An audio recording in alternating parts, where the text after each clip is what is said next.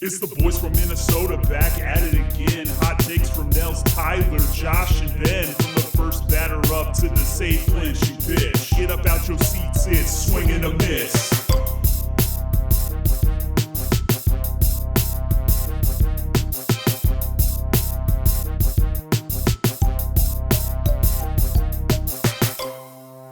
Welcome into another very special episode of Swing and a Miss, where we have Dakota McFadden, and we are excited to talk to him today about Banana Ball in his time with the Savannah Bananas, but also his time with the Firefighters. Darren, it's all good. Okay.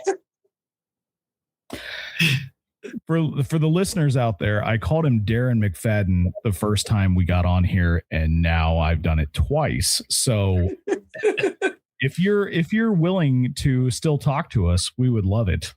Oh, absolutely.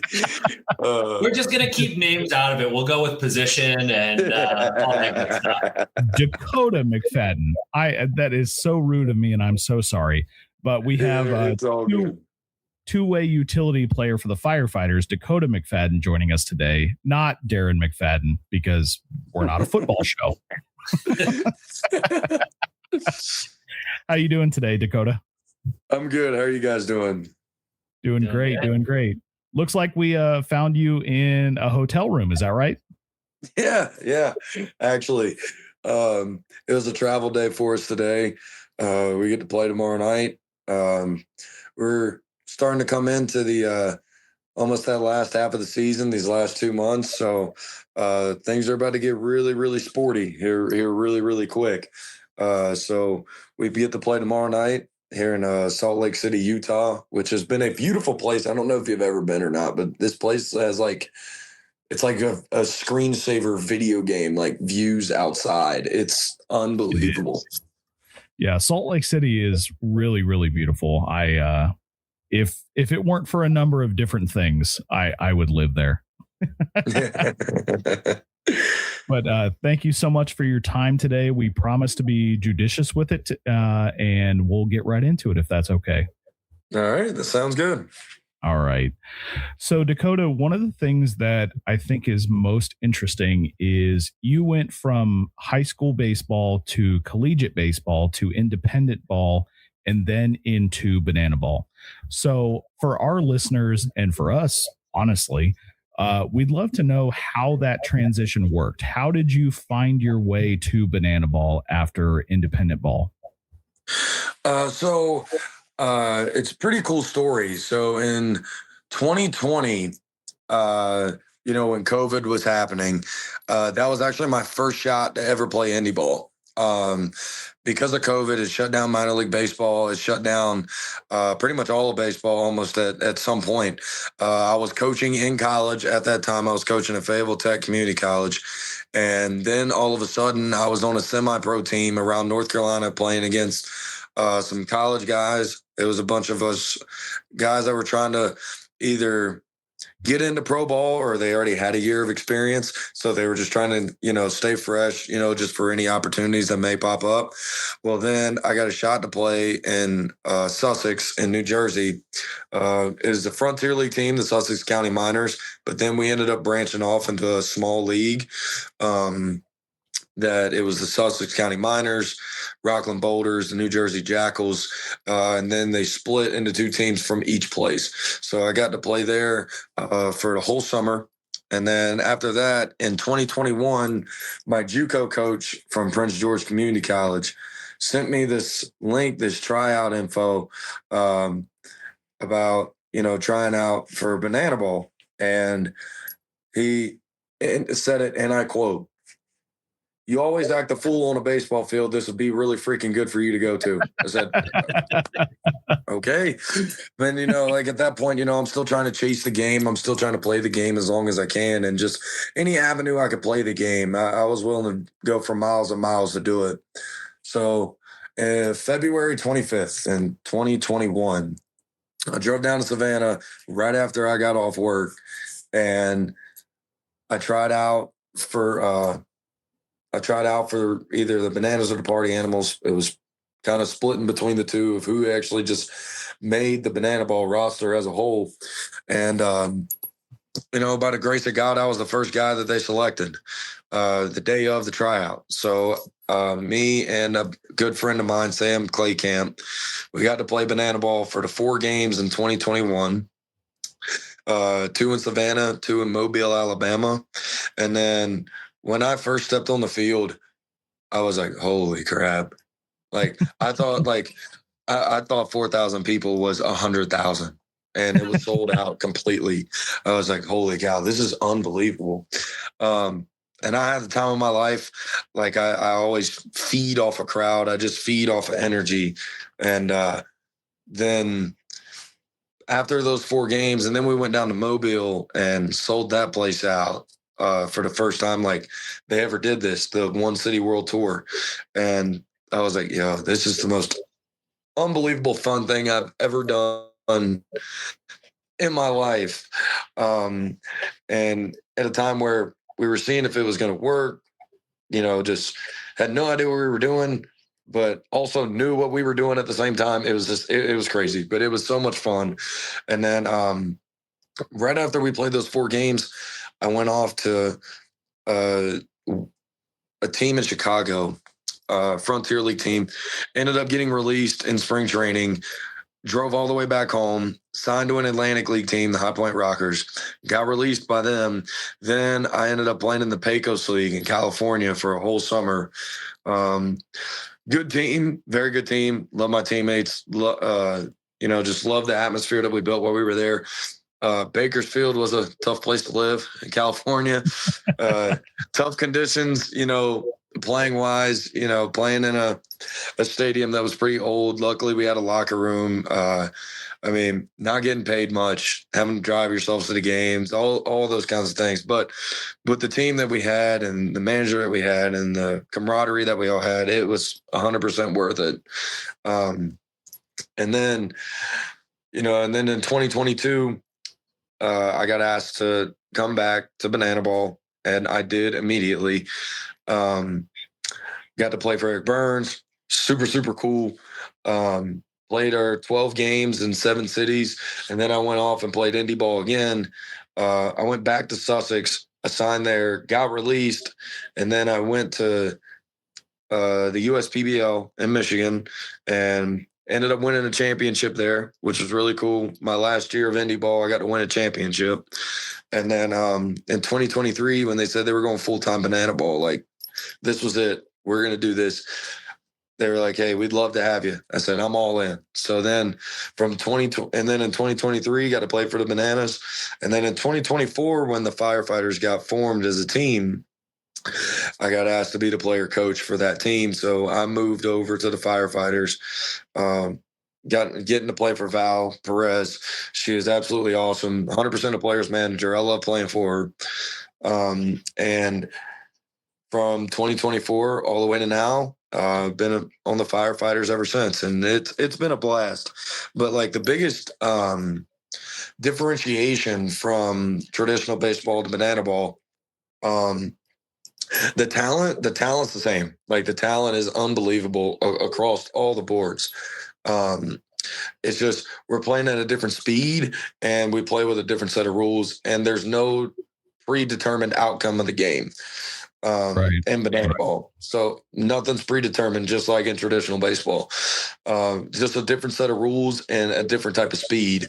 And of course, being fans first and the fans interaction. I always loved like signing autographs and stuff for like kids, because like at some point we were there. At one point in time, we were all a kid wanting something like that from like a hero that we saw on the field.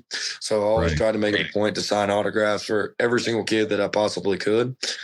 And being in this organization has been unbelievable with how we can interact with the fans, almost kind of see the personal side of things, that we are human. We're not just, what you see on the field. Like we are human. We're no different than anybody else. And, before the game, during the game, after the game, it's all about giving back to the fans and what they give into us to come watch us play. So, but just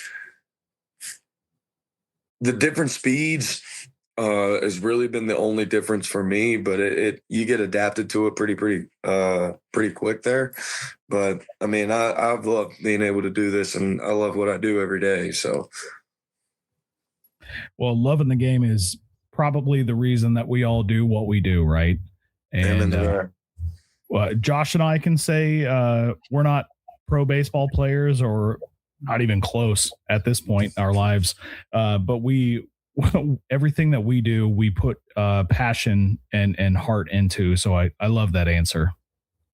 And we may not be pro ball players, but as Ben's wearing the shirt, we are newly crowned champs of our softball league. So, a champ's a champ. Champ's a champ. Champ's a champ. That's right, Dakota. I will say, you said that the talent level's not different between, playing indie ball and minor league ball, college ball and banana ball. The talent level is different in our league for sure. So, I can't say that we quite have that talent level, but it's still what Josh is not telling you is that we don't have any talent, but yet we still won. Yeah. You got to have some sort of talent to win a championship. That's all I'm saying. We did all right. We did all right. Manager of the year right here. Yeah, that's our player coach over here. So you kind of actually, in your whole journey that you just went through there, touched on several things that we kind of had lined up in our questioning, but kind of taken back to when you tried out for the first time back in February 2021. What part of that tryout, at what point did you, feel like even before they told you, you separated yourself? You said, you were one of the first that they asked to play on the team. What part of that tryout process did you have that confidence that you were going to be not just on the team, but, one of the first picked? I mean, just throughout the tryout, it's funny. I didn't know if I was going to be picked or not. I just told myself, like I do before every game, you're prepared, you worked hard. Now just go get everything you got and let's see what happens. And I went out in the tryout and I did that. And luckily I had a really good tryout that day. I didn't know they were going to select me right off the bat. I knew I had a pretty good chance because I had a pretty good tryout that day. But I was confident in the fact that I knew I worked hard. I knew I did everything that I could possibly do. I knew I was prepared, and I went in and I just, let whatever happened was supposed to happen. If I got selected, then obviously great. I'm so forever grateful that they've even given me this chance and even staying in it. But if I didn't, it would have been okay for the fact of at least I knew I gave everything I had at the time that I was able to give it. That makes sense. Giving it all you have is really all any of us have the ability to do, right? Mm-hmm. So, Dakota, when you were at Keystone, you had a pretty significant resume with a 367 average, a 435 OBP, and a 374 ERA. So when you think about hitting versus pitching, mm-hmm. Which side of it taught you more about the game? Was it hitting or was it pitching when it comes to success or failure, honestly? For me, it was a mix of both. Not one really outweighed the other. Even going all the way back to high school, I was a two-way in high school. I played short for my high school team and I pitched. And for me, it gave me different pieces to a puzzle to kind of put together for what the game was giving me in the moment in time. And truthfully, being a two-way has helped me stay so present in baseball. And it helps me stay present in life with everything that's given in the exact moment. Because when you're doing both, especially if you're doing both in the same game, when I was in college, I was a starter and I DH'd for myself. So, it made me stay ultimately present that if I didn't have that good of an inning on the mound, I knew I had an AB to get ready to get locked in for. So got to flush that away and focus on the next task at hand. And then vice versa. If I didn't have that great of an at-bat, I knew I had to flush that away, understand that it is what it is, go back out on the mound and figure out how to execute. So it just gave me different pieces of what the game was calling for that day to really help me stay locked in and stay present. And the failure piece, I mean, it's the greatest game in the world, because I remember hearing Deion Sanders say it. If you can fail 7, 8 times out of 10 and get paid a lot, that's a hard sport, you know? So like, this is a really hard sport to play. And then I always loved the challenge. And then the challenge of pitching and hitting was just a challenge I wanted to give myself to see if I could really do it. And then just keep working at it until like I had a chance to, you know, be productive for my team in any way possible. That's always the way I looked at it. Whatever I can do to help us, you know, get to where we want to go, you know, I'm willing to do it. And luckily it's been pitching and hitting, maybe, and now on separate occasions, but it just, you know, it taught me that when the failure happens in the moment, you know, understand it, process it, learn from it, but go get ready to execute on the other side of the baseball, and then and vice versa. So it really taught me to stay present and then not hold on to failure, because you're going to fail in this game. Like, you're going to fail and it sucks, but you have 2 choices. You could either sit with it and let it, you know, detriment your mentality, or you can learn how to flush it and get ready to move on to the next play. So that's what just doing that for so long has helped me do that, even up to this point. You can probably take that mentality and apply it to co-red softball. We can use that co-rec softball, not co-red. It's okay. Words are hard today. It's been a tough day already, and we go ahead, Josh.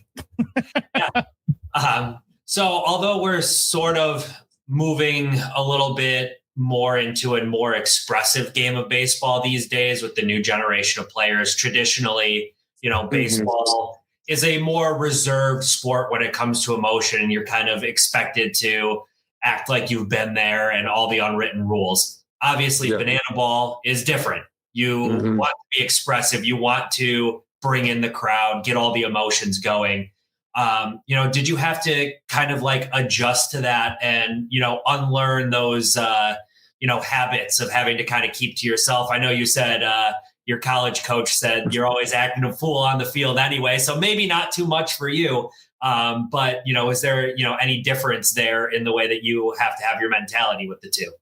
It's honestly been the exact same. And the best part is, you know, it's emotion in the right way. It's expressed in the right way, especially like late game situations, like in traditional baseball. You know, if somebody like works a big walk, somebody gets a big time strikeout, somebody, you know, gets a big time clutch hit, like no matter, or a play, like a diving play on the run, whatever you see. And you get to see that fire, you get to see some passion. And like in banana ball, I mean, that starts from before the game even starts. But my mentality with that is never, it's never switched. I've always been like a fiery player. I've always played with a lot of intensity, and I always played with a lot of passion and heart. And, you know, I played with that on my sleeve my entire career. And it still hasn't changed. And luckily, all the pro teams that I've been on, college teams that I've been on, like, they love that, and they told me that my teammates feed off of that too. So just being able to express in the right way, not overdo it, but, you know, see the energy and feel the energy and things of that nature, and, you know, keeping myself dialed in, and helps my teammates stay dialed in. It was very easy. Like, when I got to banana ball, I said, "Oh, I can do this anyway." You know, when I'm on a traditional ball field, it's like, I know I can do it, and just not overdo it to where it's disrespectful, but identify that it's not disrespectful. It's just passion for the game.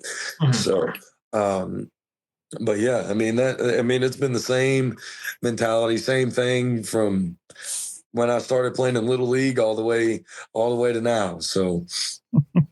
That's great. And that's probably why you're such a great fit for it too, is because, you know, you just, you know, already fit the mold.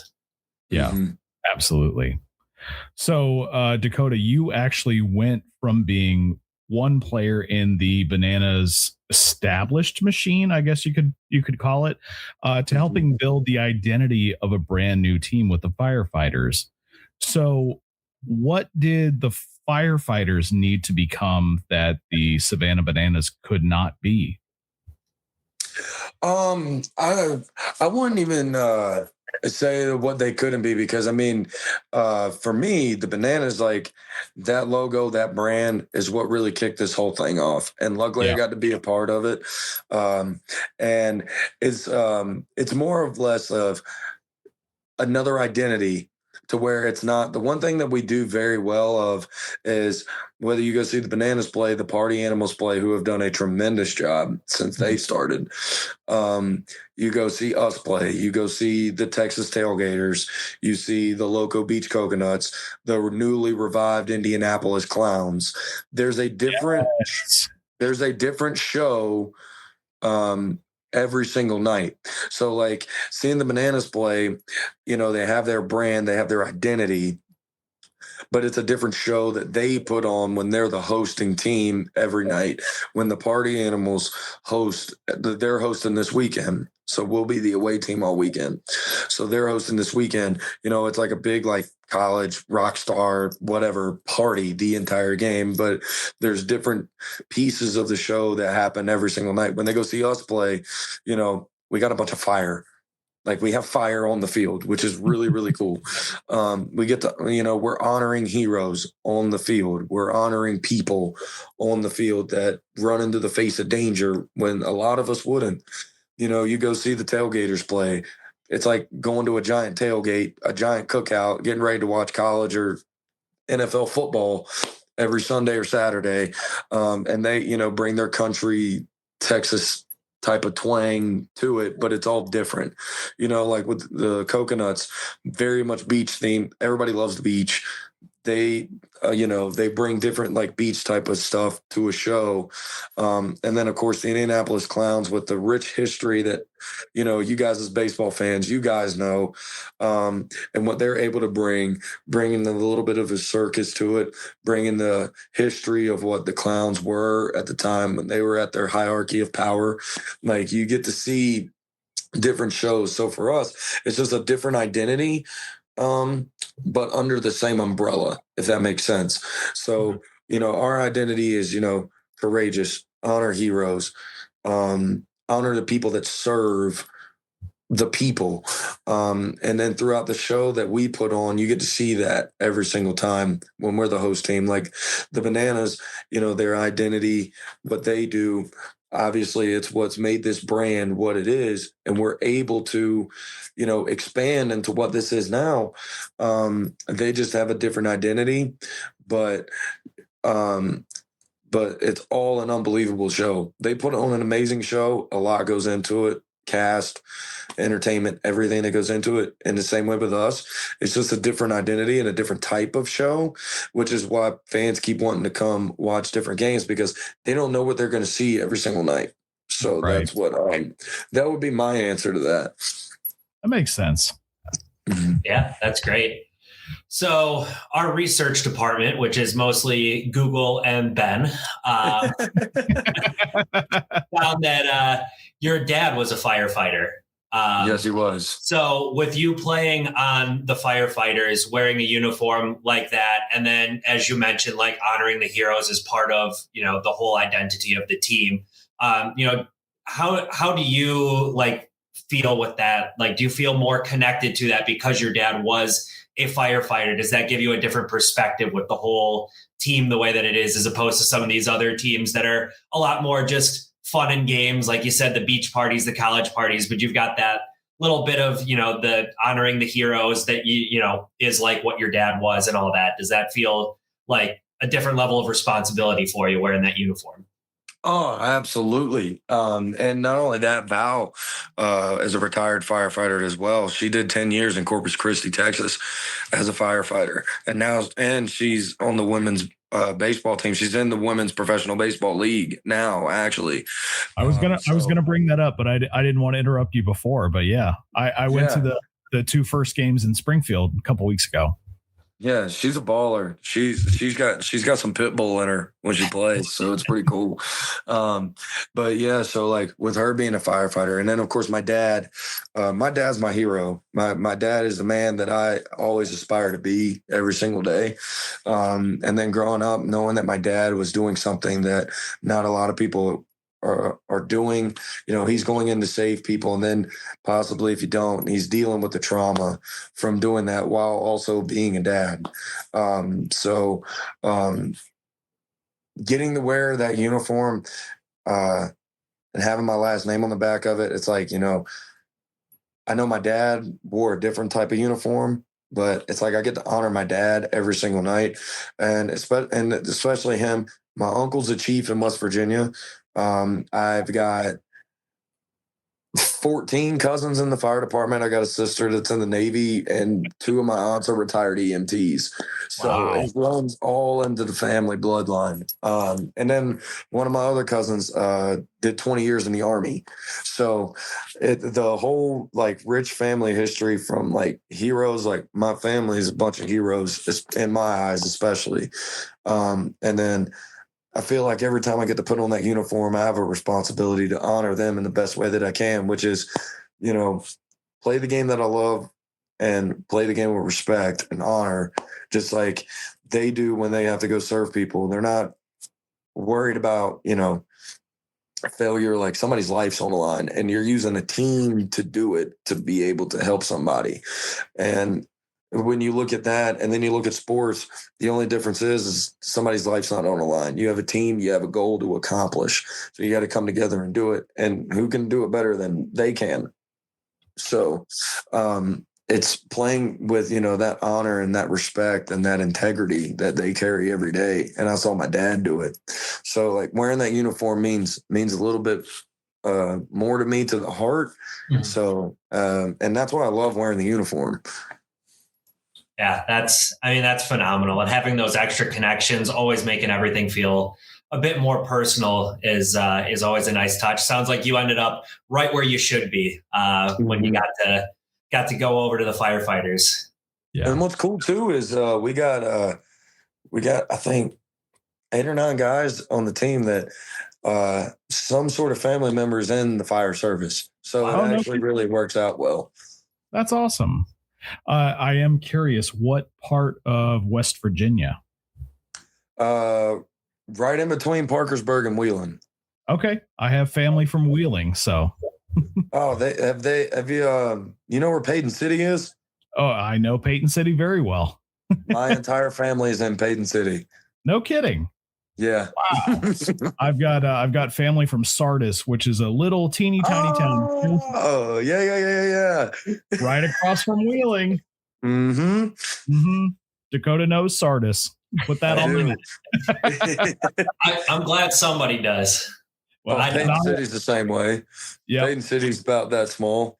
Yep. You blink, you go right on through it. Yeah. Sardis is you. I don't even know if you have to blink. Maybe half a blink, and you'll get through it. 100%. That's really funny, though. So Dakota, as a player coach, this is kind of it's not something we see in traditional MLB baseball. Not anymore, at least, since the 70s or 80s. But what do you do to kind of protect a player from, I don't even know if embarrassment is the right word, but protecting a player from getting down on themselves or the crowd getting down on them? And when do you challenge that player to risk looking ridiculous because the moment could become unforgettable? Well, one thing that I always, tell all my teammates, anytime like something may not go the way that they wanted to, which happens a lot, like, hey, you're here for a reason. Like, you're here for a reason. There's a reason why you're here. There's a reason why you're playing this game. There's a reason why you're getting a chance to do this. So never lose sight of it. And then also, I'm like, hey, you see that kid over there in the bleachers? Like, what are you going to tell him?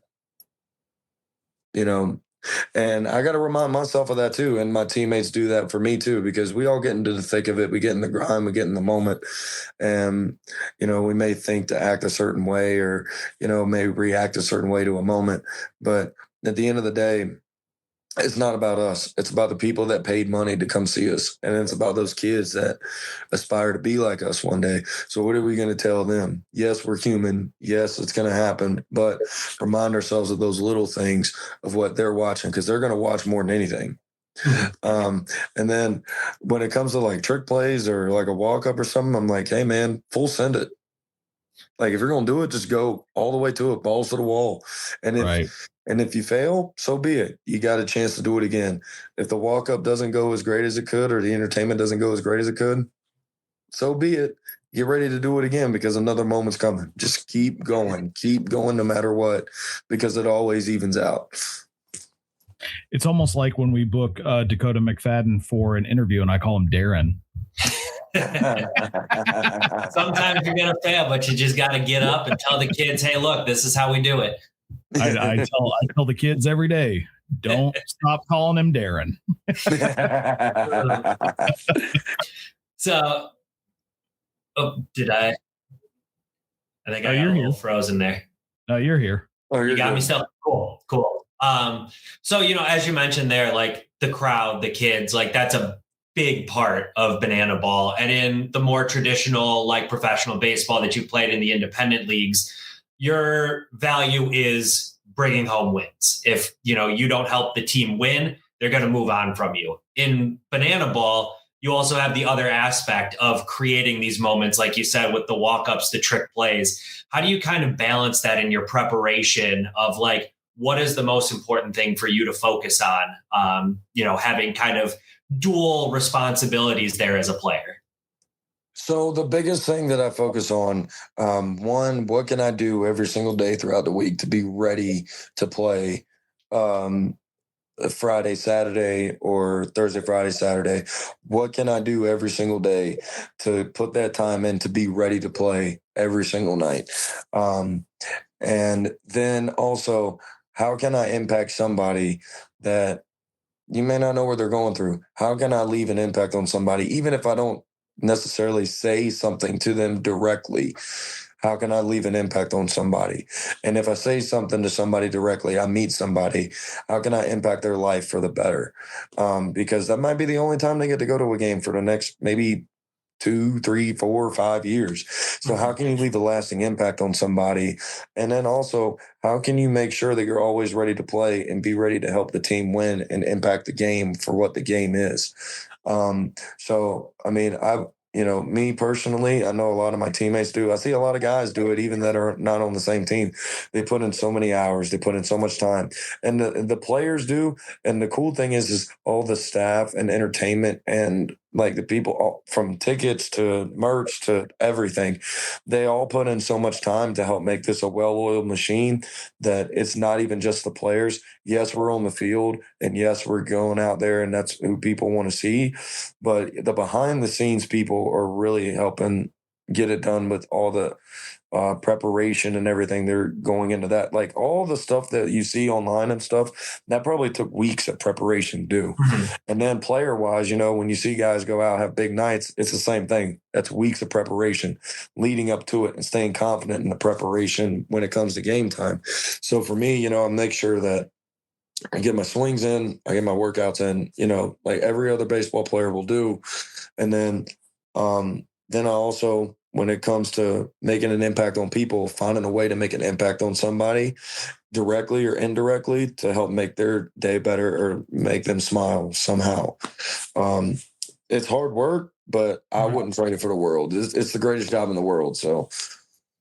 For sure. And I love the shout out to all the behind the scenes people too, because that's something that often gets lost, but no production is ever complete without all of the work behind the scenes that you don't see. Whether it's, player preparation or all of the people doing all of the 100,000 other things behind the scenes. Right. So it's always nice to give them a little love too, because there's so much that goes into making this kind of stuff successful. Absolutely. Yeah, absolutely. So Dakota, My last question is around your positioning. So you've played, you've been a pitcher, you've played first base, you've played in the outfield, you've played other utility roles. Does moving all over the field kind of make you indispensable, or has it ever made it harder to establish one identity as a player? So the one thing that I've always, I heard it from one of my mentors. You guys probably know who he is, Trot Nixon.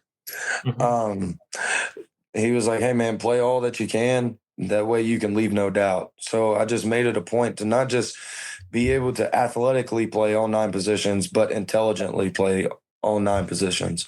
So that way, if we have somebody go down, if I'm not an everyday guy, then if somebody goes down and I need to fill a role, I know what I need to do in that moment in time at that position. So for me, it's always been something that's helped me, because the further I've kept playing, the more that I've learned from guys that primarily play there, and all the little intricacies of different positioning for different moments, different batters, different pitchers, different everything. So that's helped me so much all the way up. And I think that's what's really kept me around in the game, is the fact that I learn every single day about positioning at different positions. I may not play them, but at least I know what can happen there. And then, because I coach a 15U team at home. I work in a facility back home, Norman Showcase Academy in St. Paul's. I tell every kid that I work with, I'm like, you don't have to be just a one position person. Like if you can find a way to just learn, different positions, you may not get all 9, but maybe you get 3. Maybe you can play those 3 positions the best that you can play them at different moments in time. That's always going to keep you around, because you're always going to have an IQ and an intelligence for positions in the game that the game may call for. So learn as much as you can and play it as much as you can. And then, if you end up getting stuck in one spot, that's perfectly fine, because at least you know how to play the other 8. Right. For sure. Makes sense. Yeah. All right. So I will bring us home here. I got one more for you. Right. To kind of put the bow on things here. So, someday when somebody's telling the story of the history of banana ball and the early expansion, you obviously have played a big role in all of it. What do you hope people will say about your role in everything that isn't necessarily tied to what you've done in the box score or on a highlight reel? Like, what legacy do you want to leave behind when you're all done? I just hope that, all of my teammates say, that's one of the greatest teammates I ever had. And then with the people that just, that even though he's about as high as intense on a field that you could ever find, he was the nicest person I ever got to meet. He was great with, my family. He was great with, the kids, he helped make our day better. And then, as a player, I just hope, I hope it gets remembered that, not only just as a teammate, but that my work ethic was always there. I never took a day off. I never took a day for granted. And every single game, every single practice, every single night or day, that they just say, that's a guy that never gave up and gave everything that he got. Well, if you handle your day-to-day business the way you've handled this interview, I'm sure that will be the legacy that you leave. Dakota McFadden, so. we can't thank you enough for the time today. I know that I messed your name up twice, and I'm going to live with that forever. It's okay. I promise it's completely okay. Thank y'all for having me on. And I won't let him live it down either. No, he never will. He won't. Dakota, where are you playing the next couple of weeks? Where can people go to see you? All right. So if you can't get to the game, it's free on YouTube, which is something that we also do an amazing job of. We make it accessible to everybody. So 7:00, I guess we're in Mountain Time in Utah. Yeah. 7:00 Mountain Time. We will be on YouTube playing the Party Animals here in Salt Lake City, Utah. tomorrow, Friday, and Saturday, all at 7 o'clock, all for free on YouTube. And then the following week, we will be in Billings, Montana. Oh, and I don't know what time zone that's in. We get on so many. That's also Mountain. Yeah. Okay. Thank you. Oh. I appreciate that. So we're at 7 o'clock Mountain Time there as well. And then we are in, where are we the following week? I can't remember exactly where we are the following week, but it'll be at 7 o'clock on YouTube. I tell you what, go to firefighters.com. They'll tell you. Yep. Or search us up on YouTube at Firefighters Banana Ball, and you'll find it there too. You'll find it there too. Dakota, we can't thank you enough for this, guys. Thank you for listening. If you're watching, we appreciate that too. Dakota McFadden, two-way utility player for the Firefighters, former player of the Bananas, and we cannot thank you enough for joining us tonight. Thank you so much. Thank you guys for having me. Appreciate it. Absolutely.